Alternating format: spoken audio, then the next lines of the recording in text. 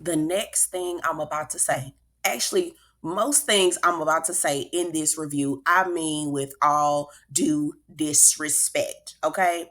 Long gone are the days where I let someone be loud, wrong, and strong just because of the position they may hold in a community, in my life, or whatever. It doesn't go down like that. I don't care if you are the queen, mother, pope, whoever. Okay, if you wrong, oh baby, I'm gonna tell you. And if you cut me with some disrespect, baby, I'm gonna give it right back to you. Okay. And when I tell you, joy, Joy is a hateful heifer, and she is going to dig her heels in all the wrongness. And baby, she gonna have to get her behind handed to her. And that's it. That's all.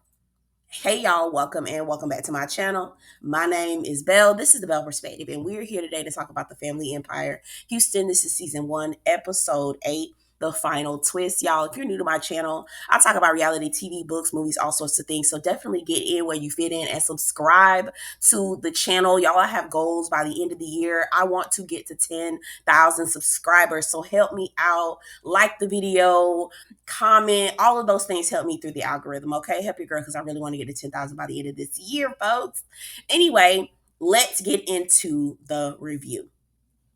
All right, so we are picking up where we left off. This is where Jermeshia is the queen broker, Madam Broker, is presenting her presentation with the Sheltons so that she can convince her grandma, Oscarine, that the best thing to do for this land is to keep it and build on it.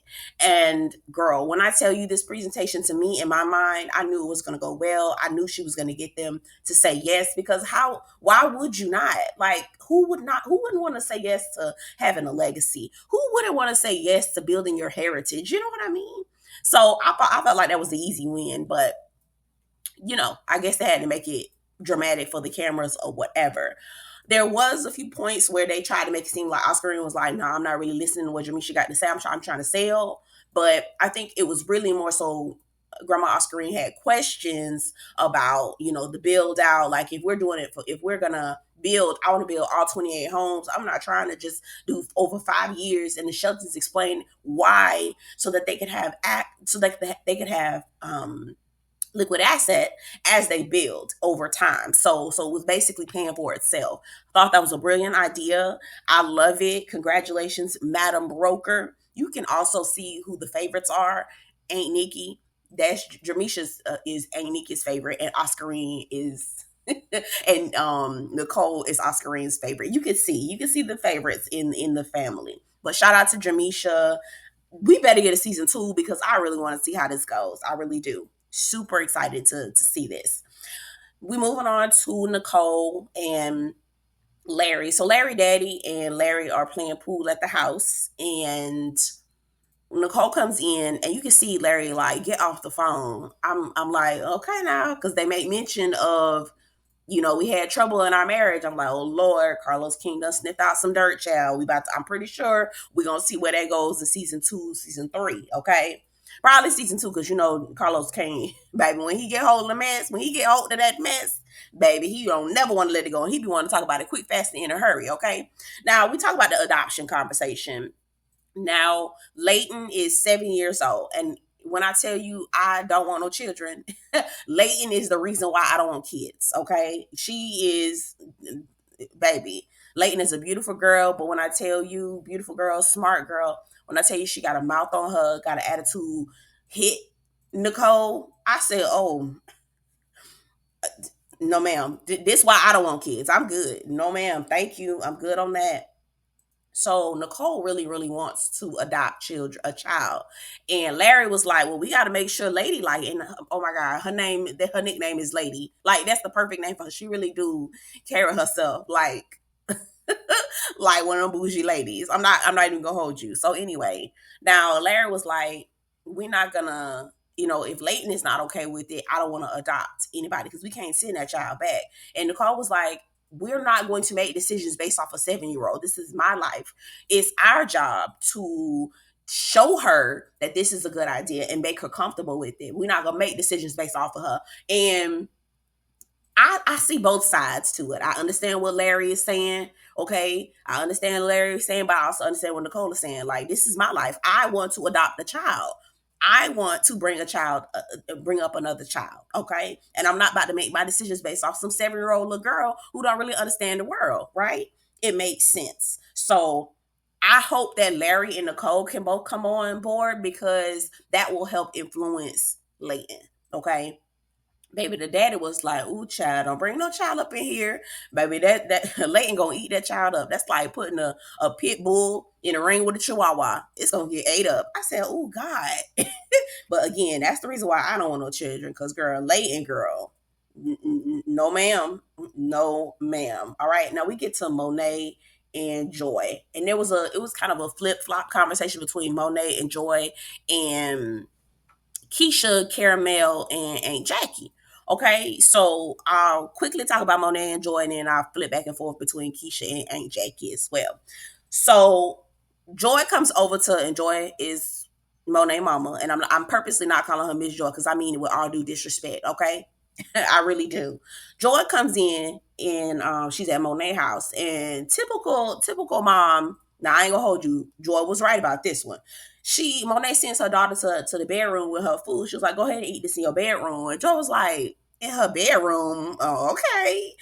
I was with her. I'm like, "Girl, don't send her to the table. Send her to the dining room. Y'all don't got no girl. What?" I was with Joy. I'm not gonna hold you.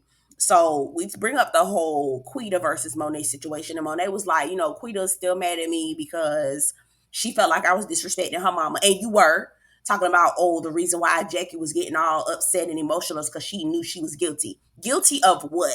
Stepping in to be the parent, being a loving family member to the sister that you say you so close to. Girl, I do not understand you, Monet. I really do not, and I'm disappointed because you say you the closest to Keisha. If if Aunt Jackie ain't never go to introduce you to Keisha, baby, you would never even know her. Okay, and I know you sat up here and you trying to defend your mama and your daddy, but girl, you can't defend wrong when it's wrong. You really can't. The only reason why you defending your mama is because she your mama.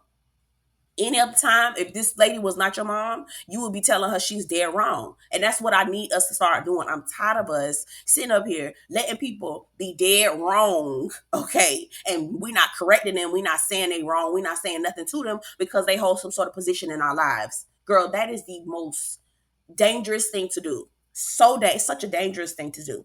Anyway, I wrote in my notes, I said, this heifer is so hateful. She turned around. Mm-mm-mm. She said, Monet, I don't know why they keep trying to bring up our business because they have so many decals and they like that they need a funky sound. I said, see, y'all see over here trying. You see how you see Joy, how you trying to deflect? I see, girl. I couldn't be my Joy daughter. Okay, Joy wouldn't talk to me. She would not talk to me, and I'd be just fine. Okay, she would not talk to me because that I'd be getting her together left and right, left and right. Okay, left, right, up and down, baby, getting you together. All right, they need to focus on their own lives. It's more detailed than ours, girl. Joy already explained. I'm sorry, Jackie already explained her situation. And she said she stepped up and took care of that stepson. She calls the child that her husband had outside of their relationship her stepson because she knew it wasn't right to try to exclude somebody based off that. Because if I'm gonna keep the man, I need to keep the child. Okay, that's what that is. I said, "Oh, girl, mm-mm-mm." So here go Joy talking about, I think Monet asked, "How's Bubba doing?" She said, "Oh, Bubba was fine until he got cussed out." She was like, "That's so disrespectful. No child should ever do that. Not no matter what happens." I said, first of all, Keisha is not a child. Okay, one, she is not a child. She is a grown woman. One, two, Bubba Ben need to get cussed out. That's the reason why Bubba act the way he do. That's why reason why he over here got 2 women pregnant. Cause what nobody cussing his ass out like it need to be cussed out. And I mean that with all due disrespect to Bubba as well. You don't get no mister or sir or nothing like that. You get nothing from moi. Okay.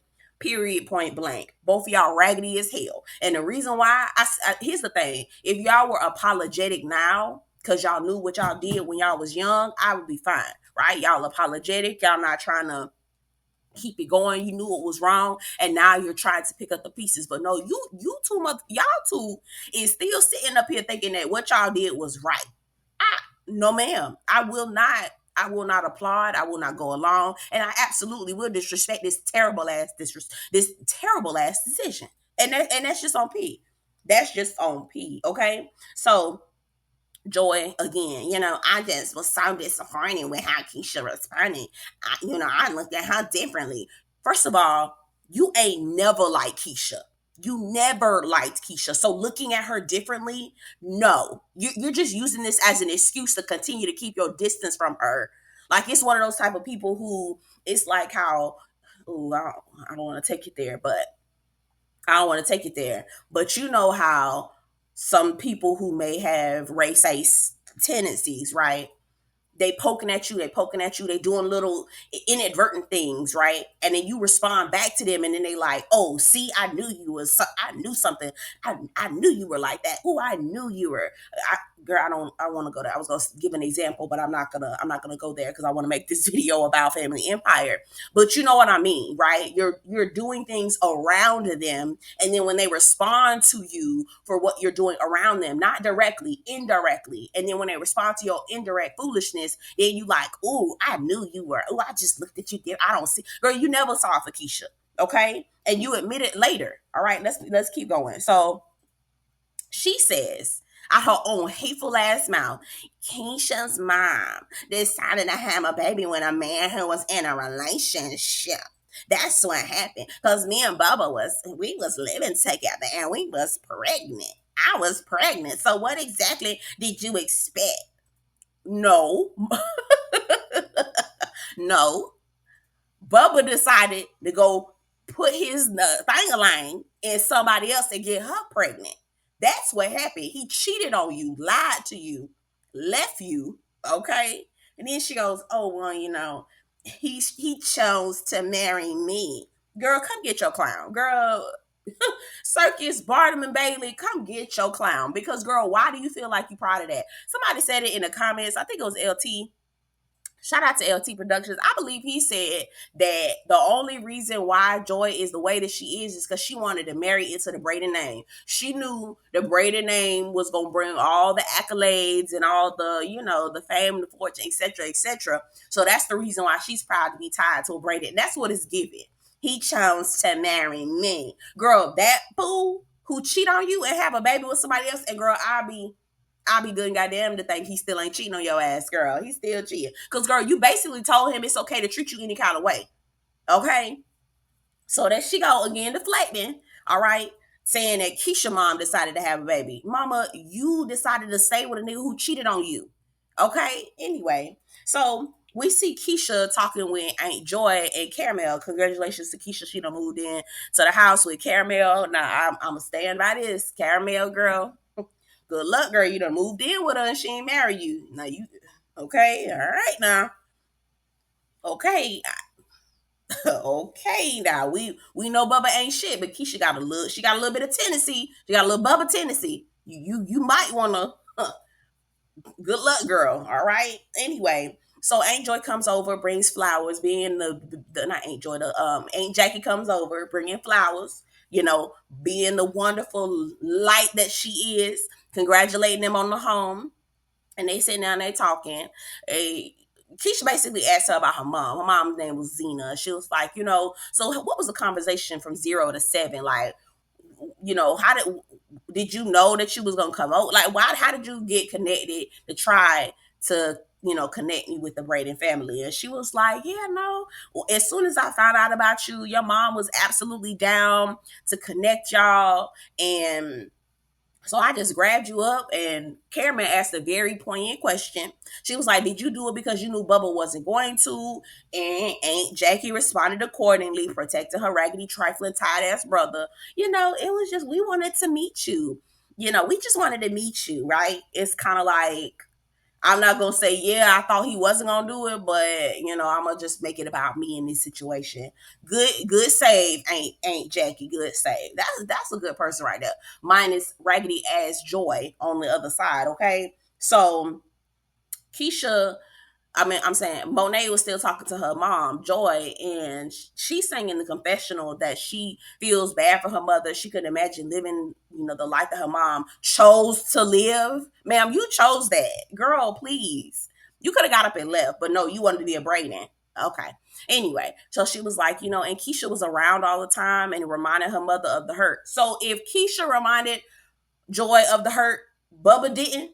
I said, because how Keisha remind you, but Bubba don't remind you? How, girl, you, baby, when I tell you delusions, baby, we'll tell ourselves lies for the rest of our lives if we can. We will lie to ourselves for the rest of our lives just to keep the delusions going, baby. I said, ooh, no. Then Joy has the unmitigated gall to say, because Monay was like, they ain't, Jackie thought she was doing what was best for her. Okay. She thought she was doing what's best for her. Joy has the nerve to say, well, did they do what's best for her? Because if they did, she wouldn't be so angry. There's some deep-seated anger in her. Did they really do what's best for her? I said, so what do you think would have been best? Leaving her for dead? Not introducing her to her family? Cutting her off from her legacy? Cutting her off from her bloodline and who she really is? Joy, baby, when I tell you, we not going in on these old people like we need to. Baby, when I tell you we not going in on these people when they wrong. I said, oh no. No, no, no. She had a nerve to say that. Keisha got deep anger. Yes, because you cut her off from her blood. You tried to cut her off from her bloodline. Deny her from who she is. Okay? Just so that you can sit up here and live a lie. That, yes, yes. And look like you still angry about it too. And you're not angry at the right person. You need to be angry at Bubba. You should have been left him if you still mad about it. If you're going to be so hurt about watching him with his daughter every damn day, then maybe it was time for you to pack your shit and leave. Girl, Joy, I got smoke for her every single day. I put my foot on her and Bubba neck. Okay?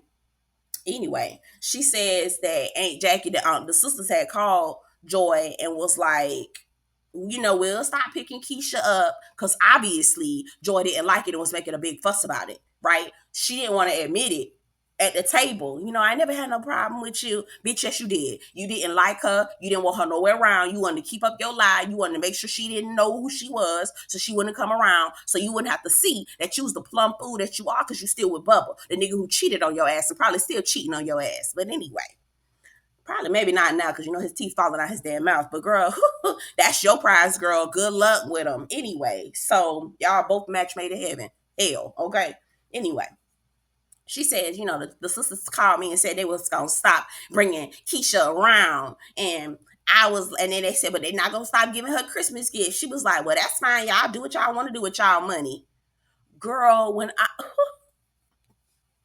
but you think Keisha the one that's got deep-seated anger. You done caused all this chaos and confusion in this girl life, and you think that it's so, girl, child, when I tell you, baby be just wrong, loud, wrong, and strong.